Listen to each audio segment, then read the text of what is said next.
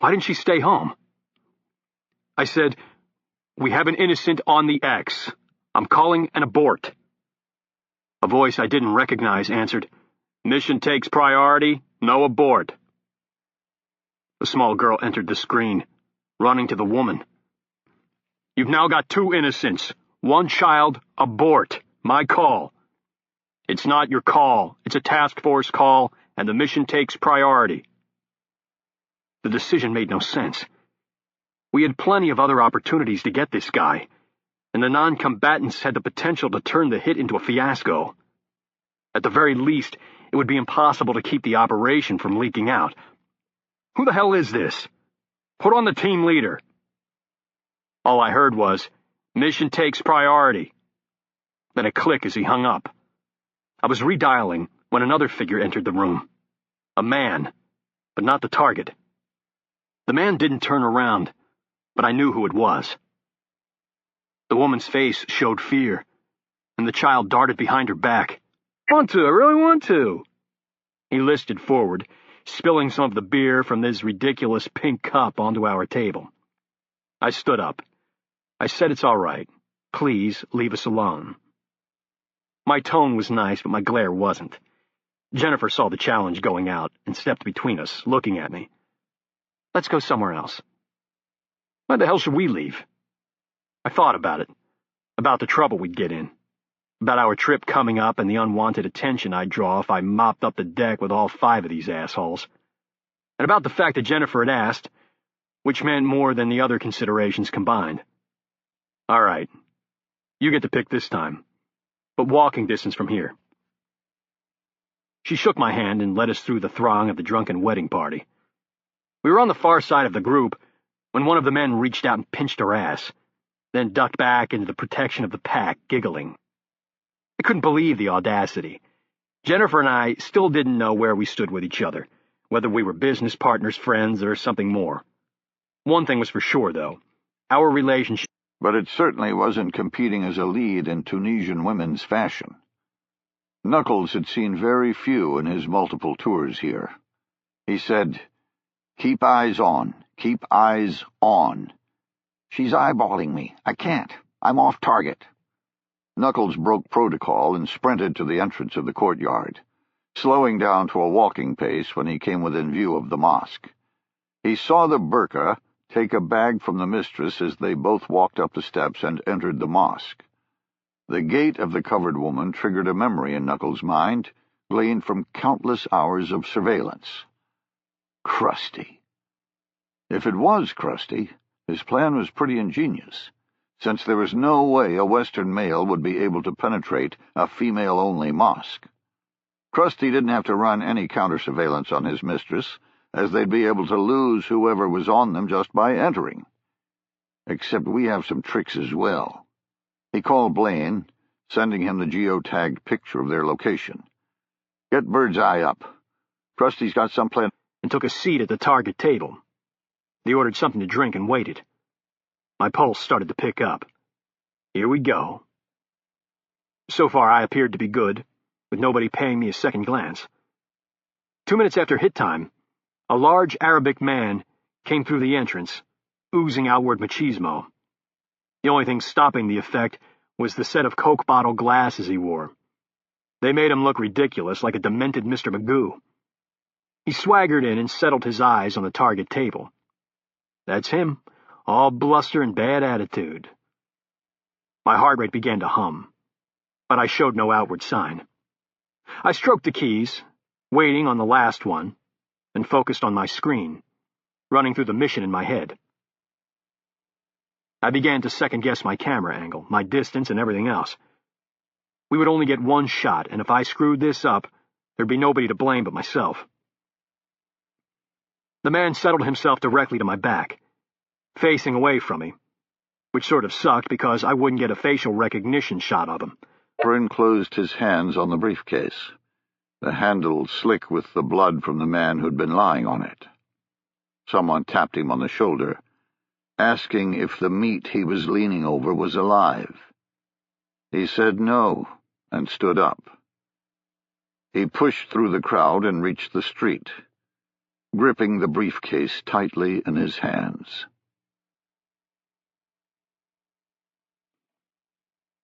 Chapter 16. The men continued to pummel me inside the van, shouting in Arabic. I protested in English, demanding to know what I had done, setting my innocence as soon as possible. I knew it would matter little, and I was in serious, serious trouble. The van careened down the narrow roads, eventually driving without swerving left and right, which meant we were out of town. There weren't any windows to see out of, even if they'd given me a chance to look, but I knew we were headed to the Ain al-Hilwa Palestinian refugee camp. Once past that barrier, I knew my chances of survival would be close to zero. One of them officially, and it's a risk. George was reminding him that one of the key ways to blow an operation was to flee too soon after it was over. The police would naturally look at who immediately left following a mission, searching for leads. Because of this, task force teams would stay in the area of operations for as long as necessary, ostensibly doing whatever their cover said they should be doing. Knuckles' team was now servicing the oil fields in Tunisia, finishing out their contract.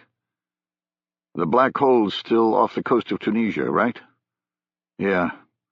Knuckles is a SEAL, so's Decoy. Anyone else dive qualified on that team? Yeah, Brett, the new guy I brought over from Special Activities Division. He was a Force Recon Marine in an earlier life. Probably hasn't done any scuba action in years, but he could figure it out. What are you thinking? Swim him into Beirut, unofficial. Get him on Pike, then get him back to Tunisia before anyone knows they're gone. I don't know. Who'll pick him up? Who's doing the advanced force work, along with their involvement? I'm not talking about an expose in the Post. If he's been captured by Hezbollah or one of the Palestinian groups, they're not going to brag about the intel bonanza. They're going to use it to penetrate our counter-terrorist capability so they can thwart it. That's why I'm saying the task force is finished. We'll have to assume they know every method we utilize. It'll be like us operating thinking we're wearing camouflage when the enemy sees blaze orange.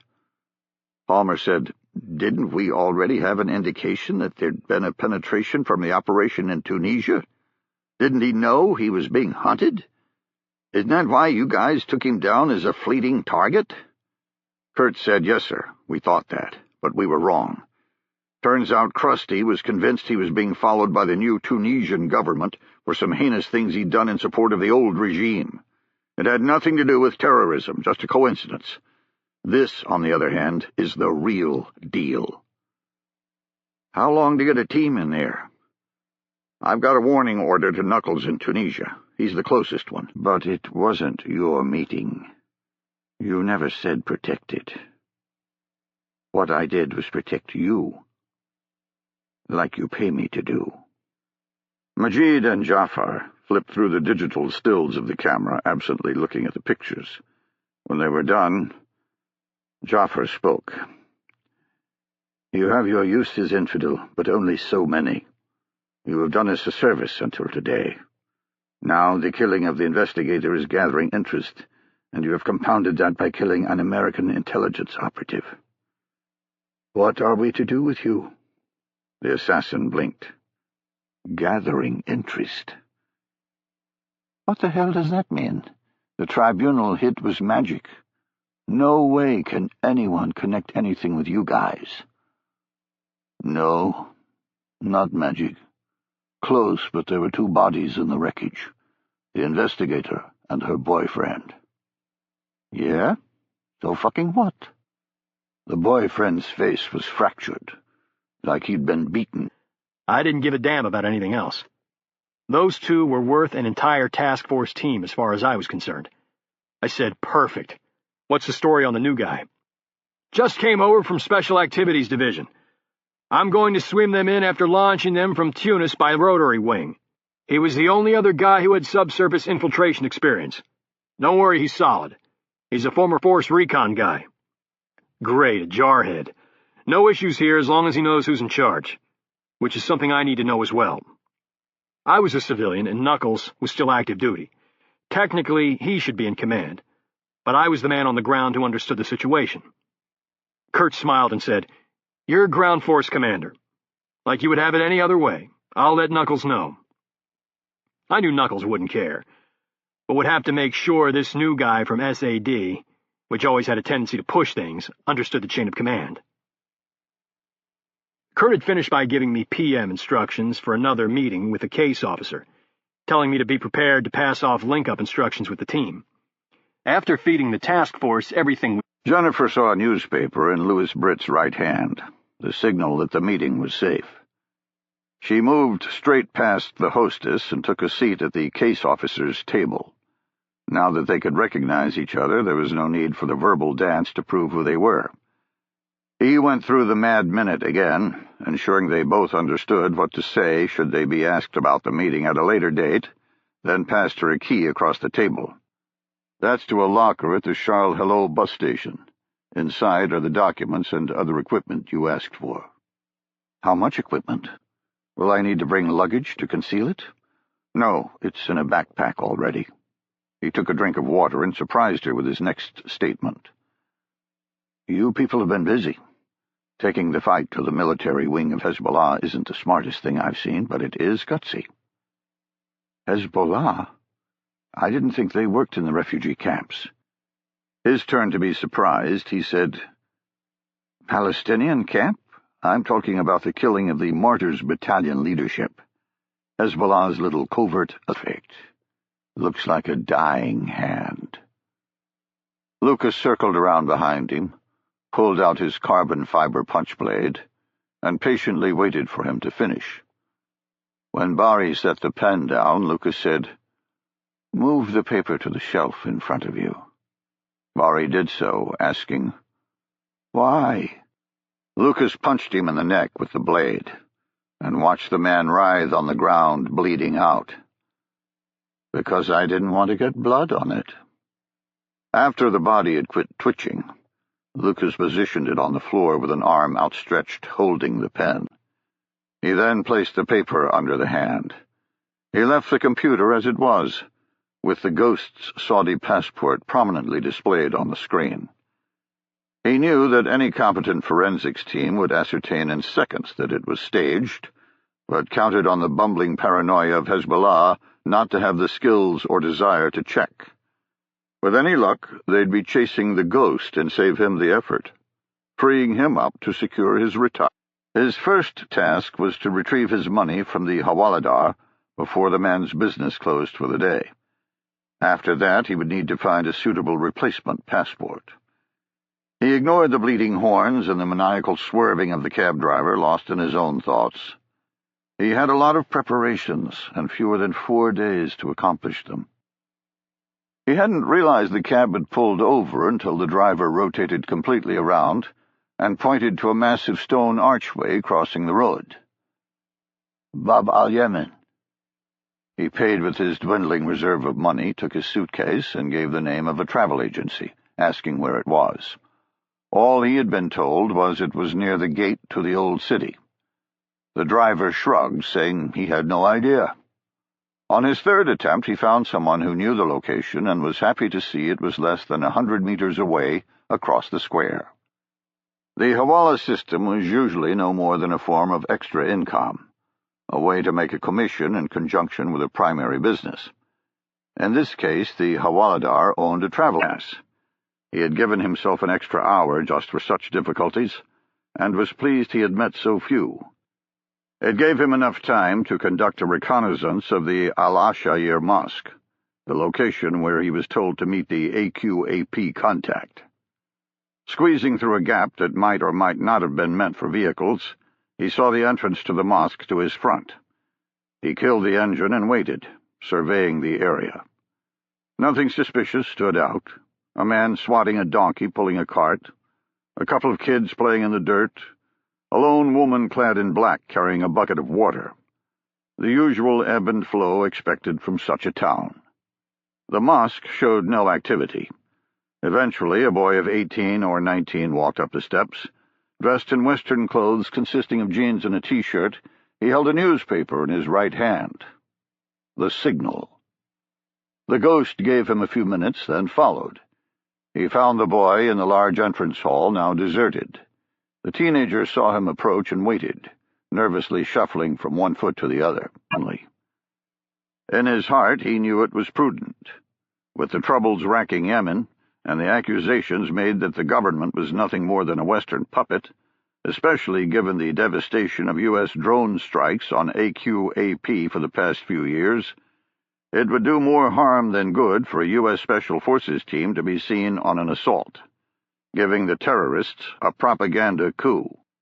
In truth, he knew he should feel lucky they were still operational at all, since every other unit had completely lost focus on al-Qaeda in the Arabian Peninsula and become nothing more than regime protection against the opposition and protest rocking the country.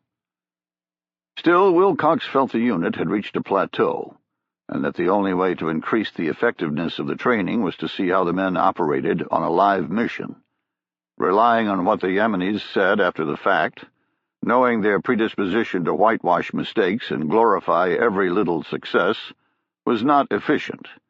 It was like teaching all the plays on the practice field, then never seeing the team play a game.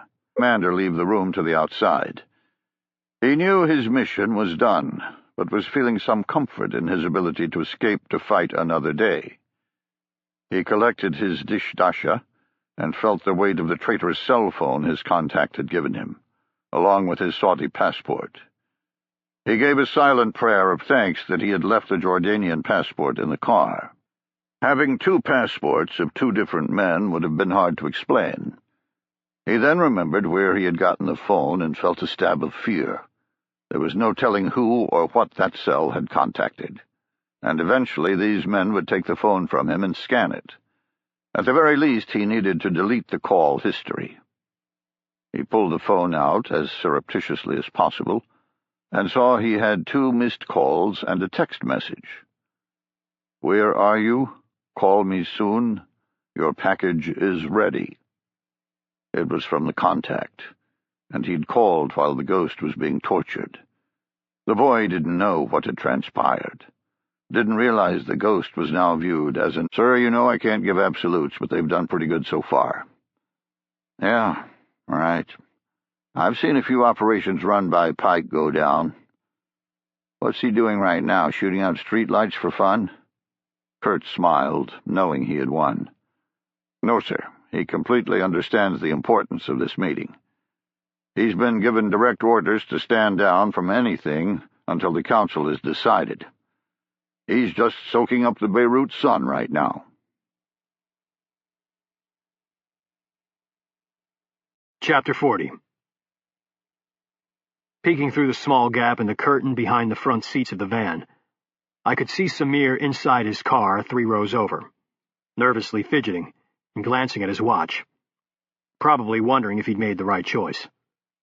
I knew how he felt, because our plan had about 100 different opportunities for going sideways. Immediately after talking to Samir in the house, I'd held a war council of our own, and the team had decided that getting his niece back was the right thing to do. At first, he eyed other threats and saw a decoy covering a man on his knees, hands behind his head. Jennifer's target was still hanging out of the window, but wasn't moving. "Coco, you good?" "Yeah," she said. "He's out. No issues. Just holding him here in case he wakes up." I leaned into the SUV. "You okay?" Samir was ashen, but his voice was strong. "Yes. Thank you." I wanted to take a moment to relax, but knew we had little time. Sooner or later, someone was going to report this activity, even here in Lebanon. The response would be slow, since the police would more than likely want to sweep up the brass instead of get in the middle of a sectarian fight, but they would be coming. I leaned down to the man on the ground, figuring since he had the gun on Samir, he was in charge. "What's your name?" He said nothing. Samir said, "He's Abu Aziz, head of security for Majid's cell." "Okay, Aziz it is. Look, I know you don't believe this, but I don't mean you any harm whatsoever." It reached our ears, and I was on him, first subduing, then providing first aid for the large in-and-out hole in his thigh. We reached the foothills of the Shuf Mountains, and I saw Aziz's eyes squint. in his mind believing I had lied, and he was now being turned over to the Drews for some incredible torture. I told Brett to signal Knuckles and Jennifer in the car to our front, then pull over. I wasn't lying before. I mean you no harm. We came here because it's the only safe place I know. I have no idea who's going to be looking for you in the Daia, but nobody here knows what's gone on. Samir specifically asked for my help because he was afraid of another civil war.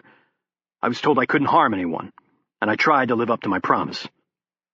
He looked at me with distrust, but there was a little spark of hope in his eyes that made me think he was putting on an act. Maybe this will work out. We'd fled the scene of our assault immediately after Knuckles' sniper shot, linking up with his car south of the airport. He'd hit the guy hard in the thigh, but had missed the femoral artery. Do anything. My honor is more important than catching this monster. She spat the word honor with disgust. Jennifer reached out and grasped her other hand, squeezing tightly. I could see tears starting to form in her eyes as well, and I knew it wasn't an act. Help us. Can you tell us anything at all? Did he talk about hotels, where he'd been, or where he was going? Did you see any receipts, anything like that? No. There was no time. I went back to his room for a cup of coffee, and he attacked me immediately. He hit me, then he tore my clothes off. I fought him, but he threw me on the bed. She broke down sobbing with her head in her chest. Jennifer said, "It's okay. It's okay." I spoke for the first time. How did you meet? Was this the only time you had seen him? Yes. I was at a disco with girlfriends from the university. My phone buzzed, and there was a text. It was from him. My girlfriends had given my number to him, and I thought it was cute for him to introduce a beacon. It had taken some work, but he had disassembled the GPS-enabled cell phone to its bare components, concealing it in a false bottom of an old leather hardside. He'd paid the guy handsomely to use the briefcase to deliver the money to the ghost. After that, he had only had 2 hours to spare before his flight to Qatar, and had used it to find a secure meeting site for his Hezbollah contact. Secure in the sense it would keep him alive. "What business are you in?" asked the official. "Pest control. I'm consulting with hotels here and in Qatar." "Where are you staying?" "The Al-Bustan Rotana." The official had him look into the camera stock for a picture and stamped his passport, grudgingly giving it back. "Man, they've got more photos of me than the Enquirer does of Angelina Jolie. Last time I'll set foot in this country." He passed through customs, collected his rental, and took the short drive to the Al-Bustan Rotana Hotel just east of the airport. The midday sun was still in the seat. He missed, catching him across the face. He jerked to the rear, and the contact's head whipped back over the headrest, forcing him to bow his body out to relieve the strain. Lucas kicked the revolver out of his grip and jerked the belt with both hands, bending his spine backward. The contact began to scream, clawing at the belt. Lucas leaned in, watching the man's chest rise and fall, seeing the long neck in front of him, the Adam's apple bobbing up and down, an easy target. He cranked the belt a little tighter and leaned into the contact's ear. "You said you knew about me, about my skills, and they sent your skinny ass to take me out?" The victim's eyes were huge, wildly rolling around looking for help, some miracle to salvage his life. His arms ineffectually batted the air, trying to connect with the devil behind. Lucas said, "Time to meet the virgins." He hammered the Adam's apple with a closed fist. The contact thrashed. And saw it was closing in on 4 p.m. So it would be almost 7 a.m. there. Kurt would be working out right now, and I needed some guidance before I did something that caused serious heartburn. "Go to the gym and find Colonel Hale. I need to speak to him ASAP." I heard nothing but silence. I switched windows on the computer, hiding the picture of the Saudi and bringing up the camera. I saw 2 analysts looking at each other, neither of whom I recognized. New hires since I'd left operational status. "What are you doing? Did you hear me?"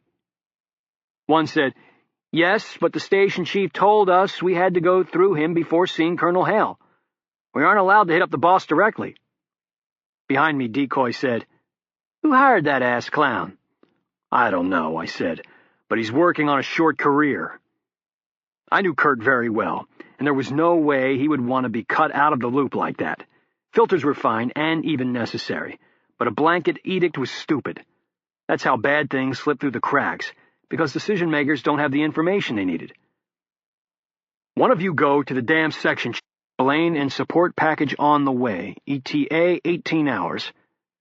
Lieutenant Colonel Blaine Alexander, the element leader for Omega operations, was a pretty good man. He'd been working Omega for a few years, and we got along fine, although I hadn't done anything with him since I'd left the task force. He'd probably wonder how I would act. Since the last time he'd seen me, I was literally a catatonic mess. He was the one who had the job of telling me my wife and daughter had been murdered. The one who brought the stalker to my dreams. The second part of the message I had to read twice before the words sank in. No Omega for the Saudi. Lucas only.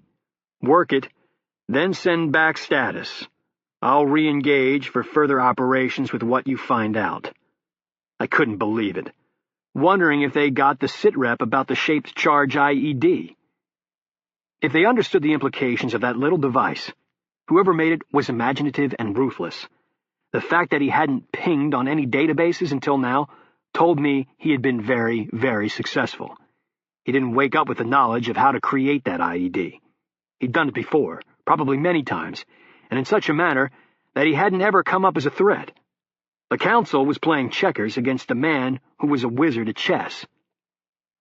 And they were betting the envoy's life on the outcome.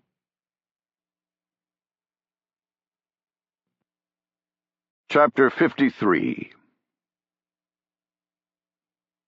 The room's mounting heat caused the ghost's thin veil of sleep to dissipate.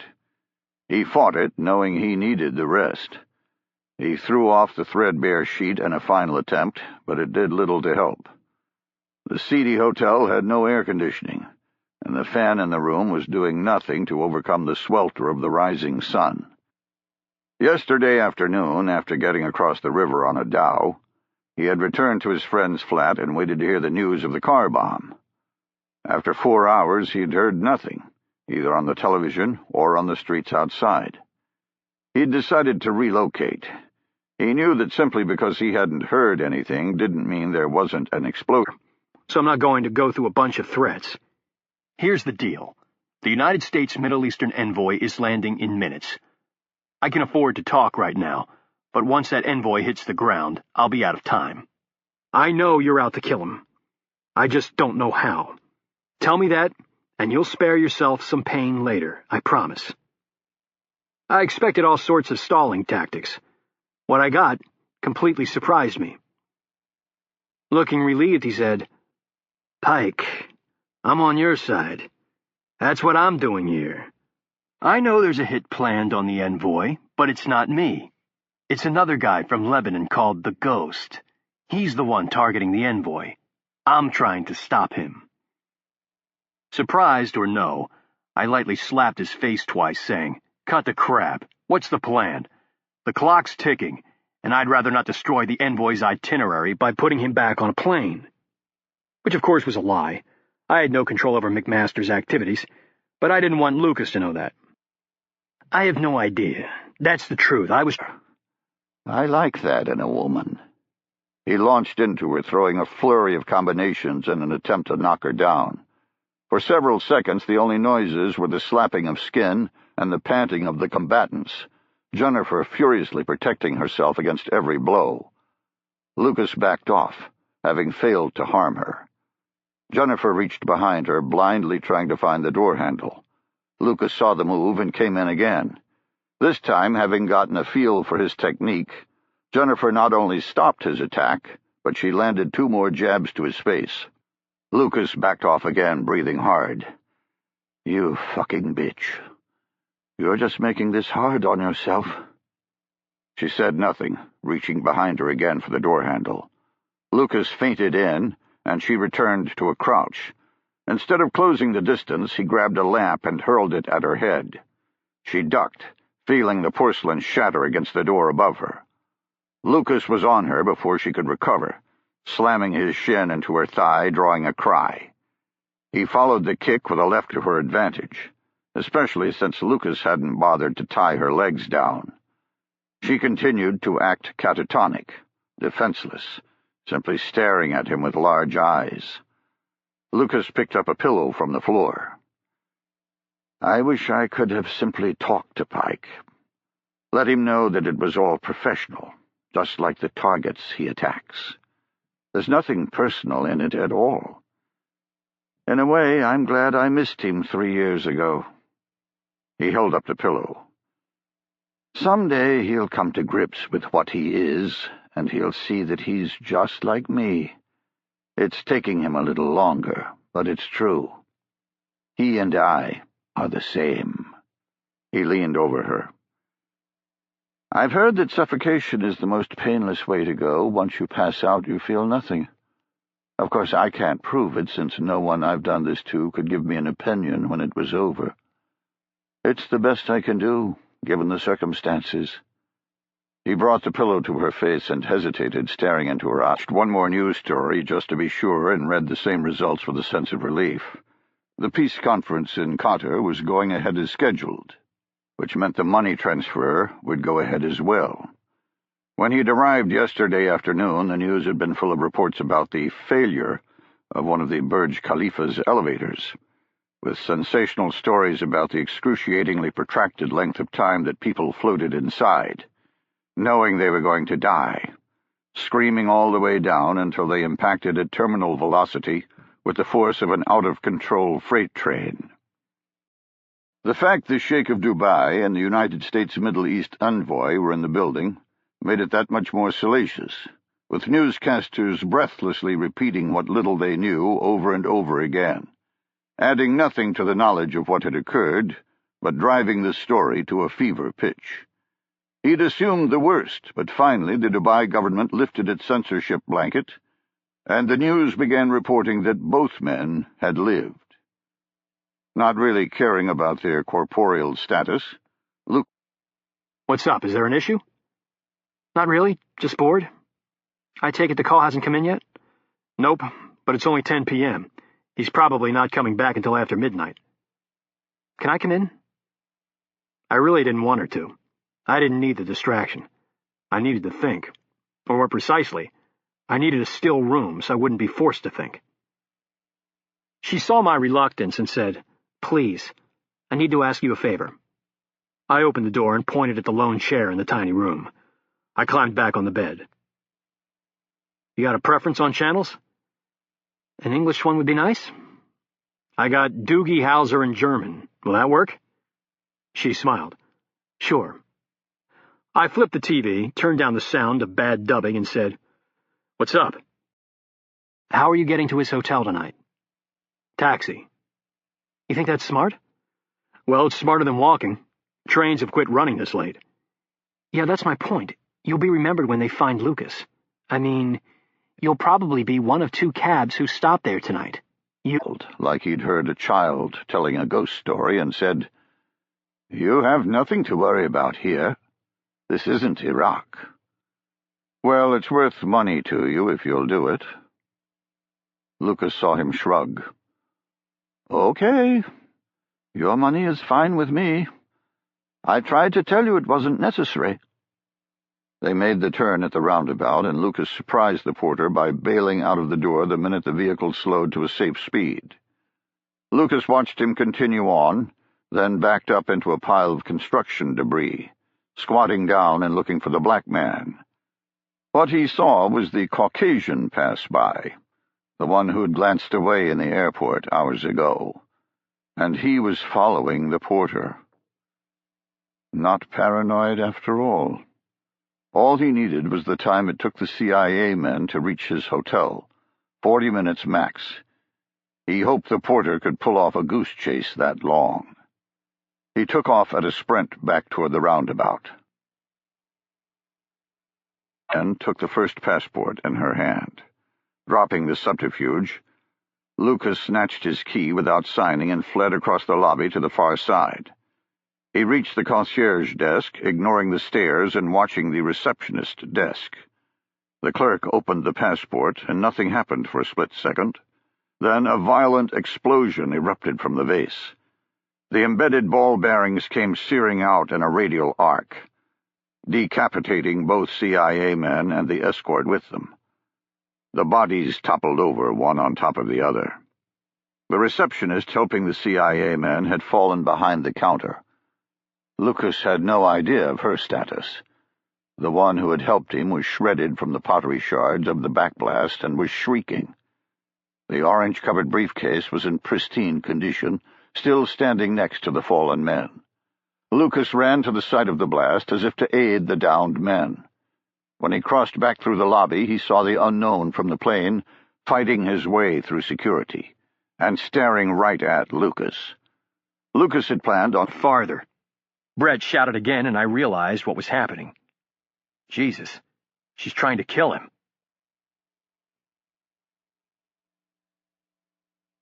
Chapter 81. The doorknob to the conference room rattled, and we all snapped our heads toward it. Blaine Alexander entered and went from face to face until he saw me. He wants to talk to you. Me? What the hell for? Don't know, and you don't have to do it. I thought for a minute, about the costs and the rewards. Would it help with the interrogation? Yeah, we give him something, now he has to give back. He knows a ton about Hezbollah operations, but he's playing coy. We'll get it out of him eventually, but this would make it easier. So far, it's his only demand. I looked at Jennifer. She said, I don't think you should do it. It's not worth the price. It'll eat you alive, and you might not be able to hold back. I'm okay with that. I won't kill him. I'm just not sure I want to hear what of him made the overseas company a sole source bid. And the woman and child that were with him? Don't go there. Stop right now. I'd promised myself I wouldn't bring up their deaths, and I'd walked right down the road to this point like I'd been hypnotized. They were just collateral damage. I didn't want to kill them, but they walked right into the middle of the operation. I had to make it look like something crazy had happened. Collateral damage? You fucking murdered 2 people and call it collateral damage? He scoffed. Come on, Pike. You never called in an airstrike on a target and had women and kids inside staying with the terrorist? It's the same damn thing. The rage started to grow, the blackness spreading. My hands began to shake. Back off, go somewhere else. Who broke your nose? I'd like to shake that guy's hands, you piece of shit. He looked confused. Jennifer broke my nose right after... Is that what you're saying? I don't have a complete report yet. The president let that hang in the air for a moment, then said, A little birdie told me his restraints had been cut. Uh-oh. That little birdie's full of shit. President Warren broke into a grin. Come on, nobody cares. You guys saved the day. Pike's a damn hero. The director of the CIA is happy Lucas got smoked because of the men he lost from SAD. And the Secretary of State is jumping for joy because the peace process was saved. I'm jumping for joy because the peace process was saved. I know. That kiss was just a little monkey's blood. She stared blankly at him, the confusion mounting. He said, I'm not whole, because you're not whole. He placed his other hand over hers and leaned across the table until they were inches apart. She saw the kindness in his eyes and felt the sadness blossom anew with the loss she was about to create. Pike, I have to tell you something, he said. Shh. You don't have to tell me anything. I just want you to know I'm here, just like you were for me. No commitments, no big talk until you're ready. I just want you to know I understand. She felt the tears well up and said, No, you don't understand, he cut her off. Jennifer, I didn't kill Lucas because of what he did to my family. I killed him for what he did to you. It took several